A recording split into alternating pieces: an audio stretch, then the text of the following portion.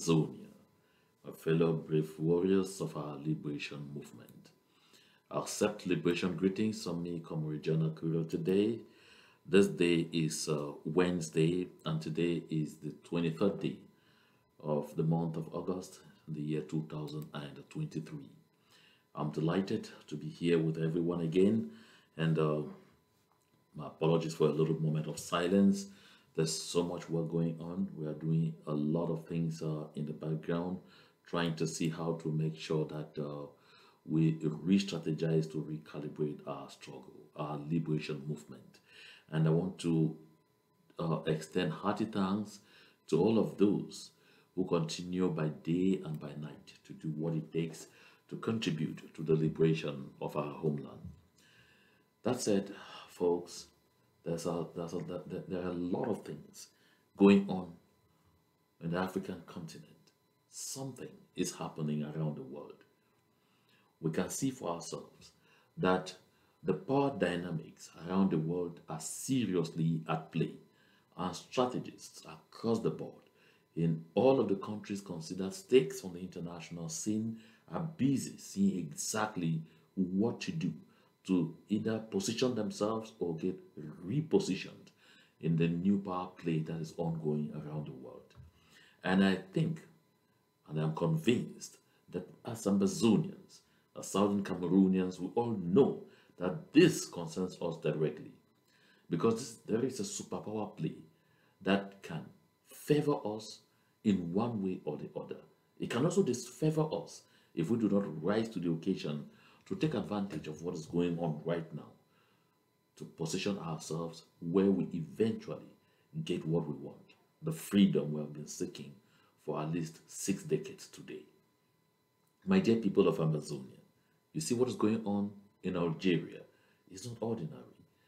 You see, when you read the articles, when you read what is going on around the countries surrounding Niger, I wanted to say Niger, surrounding Niger, you understand that a lot has changed around the world.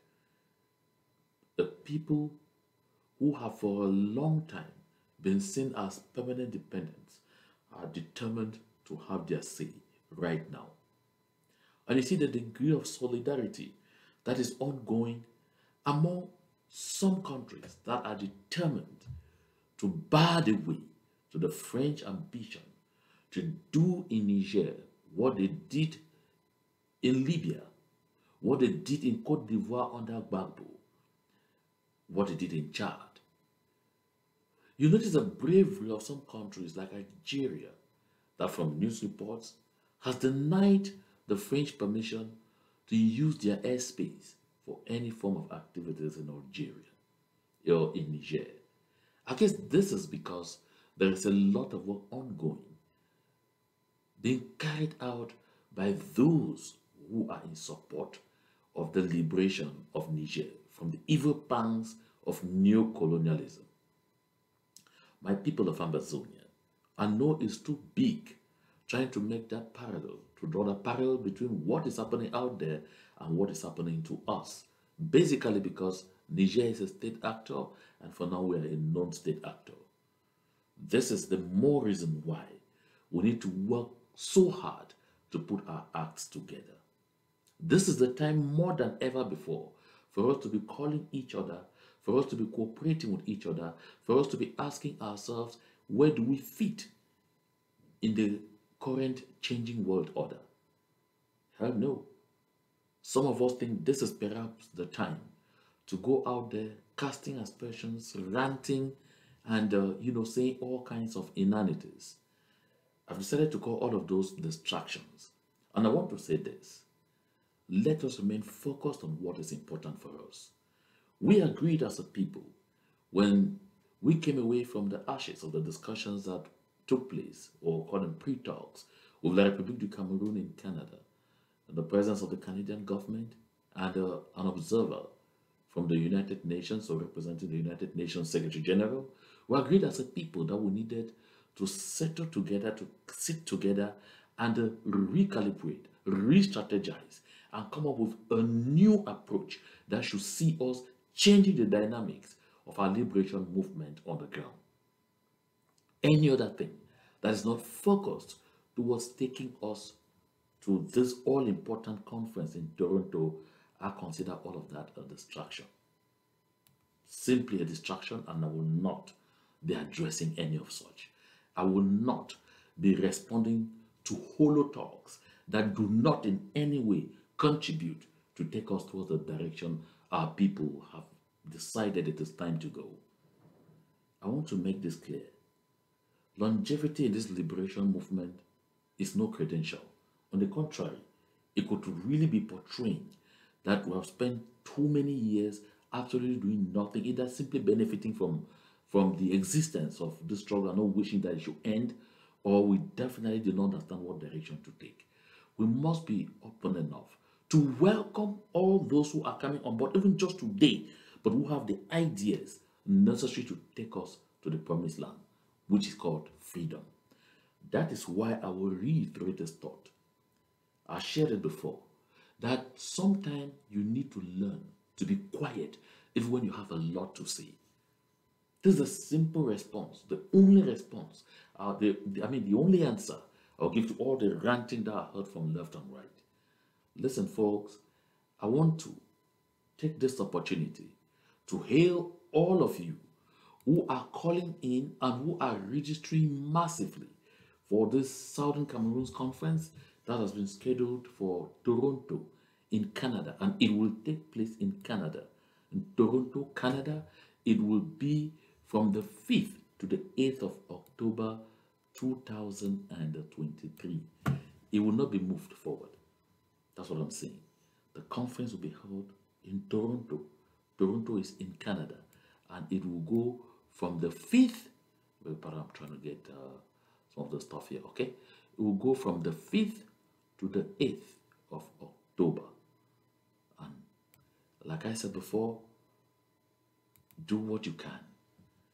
Follow the URL that I've just placed below me there and register for this all-important conference, the Southern Cameroon People's Conference. You go to www.scpconference.com and register your name, see a thematic theme, join one of those committees, and let us begin working seriously towards ensuring that when we rise from Canada, we are going to give another dimension to our liberation movement. That is all what matters to me right now. All what matters to me right now is our ability to free homeland. That said, let us talk a bit of what is going on around us. You see, La République du Cameroon is facing dire situations of its own. And I keep saying this, some people ask me, you keep saying these things, you keep saying these things. It is eating in and eating in gradually. This week, I'd heard the main opposition leader for now, La République du Cameroon, Professor Maurice Kamto, sound an alarm of very grim days, especially economically, ahead. If you had the opportunity to listen to Professor Kamto or read what he wrote, you will understand that La République du Cameroon is getting exactly to where I've always announced they are getting. This means they are not getting stronger, they are getting weaker. But we are yet to take full advantage, because either we are still using the wrong approach, or we are yet to settle down on doing some of those things, taking some of those actions that will let the world understand where we are headed. These are the key areas that we should be thinking about right now. La République du Cameroon is in total confusion right now when it comes to dealing with its international partners. And this is something that should be very, very important for us to note. We must take note of this, and we must begin to strategize to see how we lead the sway to our advantage. You see, La République du Cameroon today, they are confused. Is it with France they will stand, or it is with Russia? Because that is what it is today. And now if you look at what is happening between these superpowers, it is not like you can be with us and with them. It is getting to that place where it will be like If you are not with us, you are against us. We have to think. Think wisely. Think seriously. Think strategically and work towards taking advantage. La République will show us a lot of visuals. They will do a lot of things because the only thing La République Cameroon is counting on now, and I said it before, is seeing how to break our morale, break our tempo, how to weaken our resolve, and how to make us have that feeling that nothing is working. I announced here when I came the last time to talk about this conference, this upcoming conference, I had said that La République's town criers across the board will be out there, doing their worst. It hasn't changed. We are seeing. We saw Bella Moki came and made his own noise and went. We saw, or we listened to the the gentleman who called himself my country people them. He too came, made his own noise, and went. In short, there are many of them. I said we'll see them, both those that are overtly of La République du Cameroun are unknown, and those that are covertly of La République du Cameroun are loitering in our midst. Some of them have, had time to finally come to the fore and left. But trust me, some of us, even those of us, that's what I mean, some among us who are so determined, so hell-bent to see that we get freedom, we will also get misled and misguided into sometimes saying and doing things that will not help us. But one thing, folks, that we need to do is remain focused on the objective. The time for us to start playing blame game, oh, this said this, I'm really angry at that time is gone as far as I'm concerned. No matter what they sing, no matter what they say, no matter the degree of the chanting, I recommend stay focused on the objective. The objective is us kicking La République du Cameroun out of our land. And nothing should by any means derail our thinking from that. That is what is most important. That is what matters. When you get up in the morning, pick up your phone every day. Call one or two family members and acquaintances and ask them, what have you contributed or are planning to contribute to this liberation movement today? Because we'll contribute with ideas, we'll contribute with money, we will contribute with material. In one way or the other, we will and should continue to contribute to ensure that our homeland is free.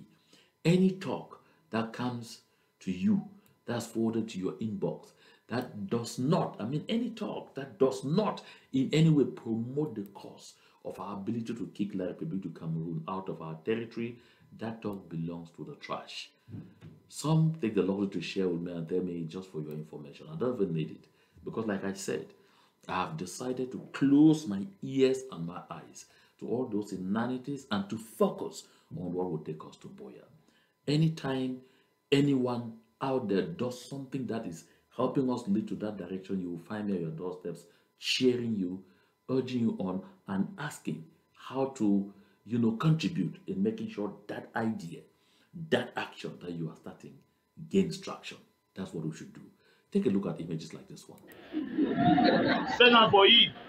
He don tell me say they get country meeting for London for Saturday. You go check wetin they fit do. Make dem start put back. That's it. This video you are seeing, the scene is Tuba, and that is the Colonial Divisional Officer for Tuba. You see, images like this are not by error, not by chance. They've taken a long time, a long time to work the details of this casting out. They have taken quite some time to make sure they produce it like this. That's why they started first with with the sellout or misguided fellow calling himself fond of Kejom Keku. They started by using him, and they started pushing a plan. And that plan began since the 19th of May, 2023. Since the 19th of May, when they first sent out a group of women to go out there, that they were going to kind of, stand against our self-defense volunteers, to protest as Takumbans. It was carefully planned, and they needed that to use that as a justification to crack down on the people of Kejom Keku as they did, to go out there, slaughter, maim, rape, loot, burned houses. You saw they burnt even people alive, burnt even the handicapped alive, and all not. This was to be the culmination. And the reason for this image is they want to continue in a failed attempt to give the impression to the world that the liberation movement is unpopular. Don't forget that this is La République du Cameroon that we are dealing with. Nothing has changed and nothing will ever change. I had the pleasure of exchanging with, a brother who is out there in La République du Cameroon and who happened to travel to Mezam, the same Mezam where this thing is being cast. He went to a locality close to Bambui, close to Bambui, the exact scene of this movie that you just watched. And this brother tells me he went there for a funeral. My goodness. He said what his eyes saw, he has never seen before. He met the self-defense volunteers of Ambazonia were the ones in total control. The entire place, they had checkpoints. They checked everybody before you got in, checked everybody before you got out. And he said for hours on end that they were there, he did not see the military. They came nowhere close. Yet this is an area, when you see this crowd, this movie, the intention is to give us the impression that everything is finished. The people have returned to their normal lives. The people have decided to accept to be perpetual slaves to La République du Cameroon, and therefore give up. Don't bother yourself. Listen, folks, this is the visual. Each time I've talked about this, I've tried to bring before us an imagery, and I'd like us to go back to that imagery. It's fundamental and essential for us to understand such movies like the one acted in Touba by the colonial administration of La République du Cameroon. I always talk about this, that there is a scene in the Bible where Jesus Christ, our Lord, was in the boat. And he had, I think Simon Peter and the other folks were in the boat. And Jesus Christ was spotted coming from the other end, walking on water, because he wasn't with them in the boat. I think he had to join them, but they saw him walking on water. We have seen a lot of pastors, fake ones and correct ones nowadays, trying to show that they could do the same thing that the Lord Jesus Christ did by walking on water. So he was walking on water and heading towards the boat. When Simon Peter saw him, he said, "Master, is that you?" And Jesus Christ's answer was yes. And he said, "Tell me, come, bid me come, and I will come." And Jesus Christ said, "Come." A miracle happened. Simon Peter got out of the boat and started walking on water, heading towards the Lord Jesus Christ. Take note. Simon Peter was walking on water successfully. He was not sinking. It wasn't dry land, it was water, heading towards Jesus. His eyes were on Jesus. His focus were on Jesus. But at some point, Simon Peter decided to turn and look to his left or to his side. When he turned to his side, oh my goodness, he saw waves of water to the size of the tsunami that we saw occur in the early 2000s, coming as if it was coming to swallow him.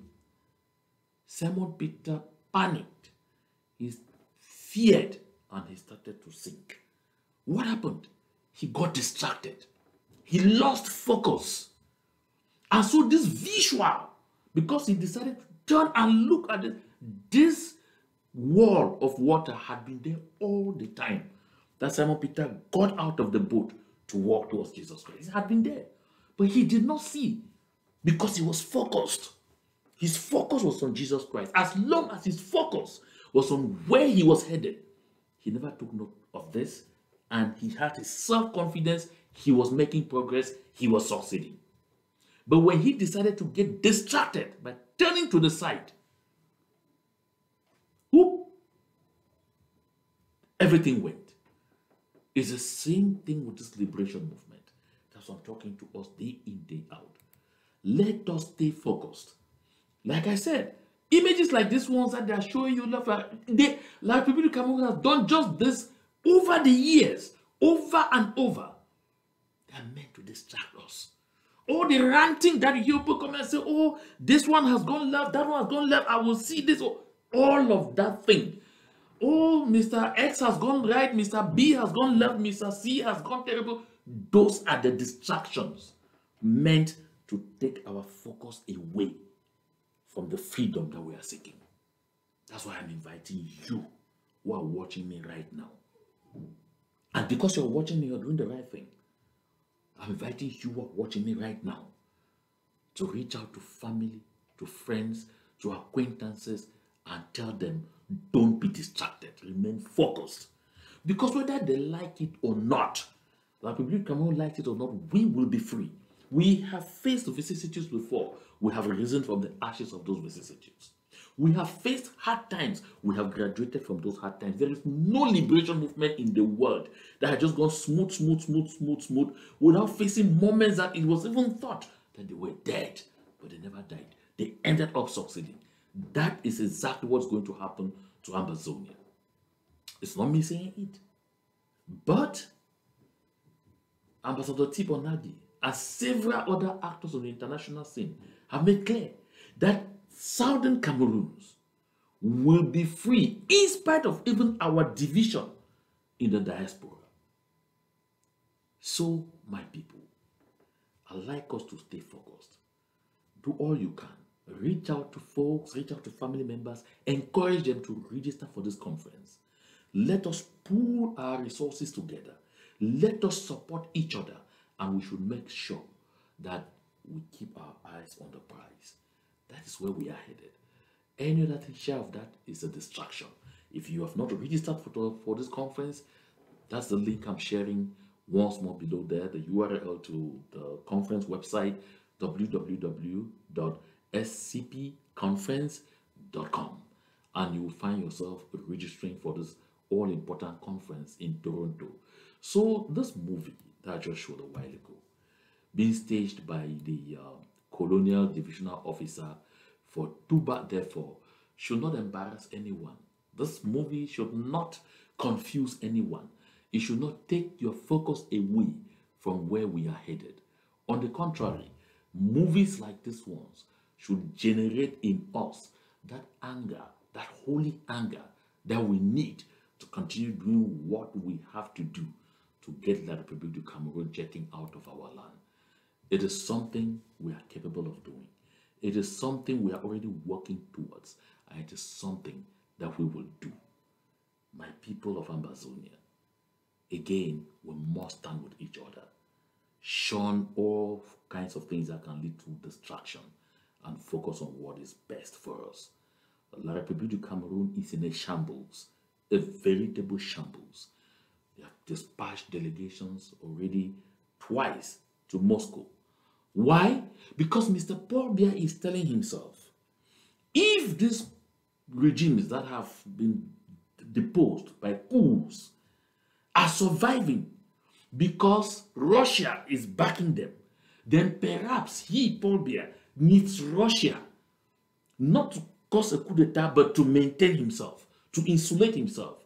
Because Mr. Paul Biya is beginning to tell himself, France and perhaps the United States appear no longer to be very sure partners to protect him in case the very sleepy, sardine eating or sardine and bread eating people of La République du Cameroon decide to rise. That is why. So, will this shift in loyalty be a blessing or a curse to La République du Cameroon? That is something we should be sitting together in think tanks to reflect over and see exactly what direction we take. This is absolutely important for all of us. I don't intend this talk to be long. I want it to be pretty brief so we have the opportunity to listen and to share and to continue to prepare to face our destiny by ourselves so we remain focused. But before I go, I'd like us to take a look at this. In the month of August of 2019, La République du Cameroon disappeared. One of ours, our own very Samuel Wazizi. We have seen in La République du Cameroon how the people have risen over and over to seek justice for the assassination of a journalist of La République du Cameroon, Martinez Zogo. to the point where you have even the head of the intelligence community of the Republic du Cameroon in jail for that. Hardly has there been any questioning anywhere to anyone about what they did to Samuel Wazizi. My people of Ambazonia, I'm bringing this just so that we put him and his family once more in our prayers. We pray for the peaceful repose of his soul and pray for his family to continue to have the courage to withstand or to cope with this loss. But especially to pray for all of us that we should continue to stand in solidarity with the families of all those who have already fallen as a result of this liberation movement. My people of Ambazonia, a lot of families, a lot of individuals have sacrificed, paid the ultimate sacrifice for this freedom. This is the one reason that always we should tell ourselves we must remain focused, because we must avenge the deaths of all these patriots. And the only way to avenge the deaths of all these patriots is to make sure we go all the way to deliver independence, absolute independence, to deliver freedom to our people. We must have to come to that place where we are no longer used as tools, where we are no longer made fools of because of who we are. The last time I showed this video, I'll take a look at it again just for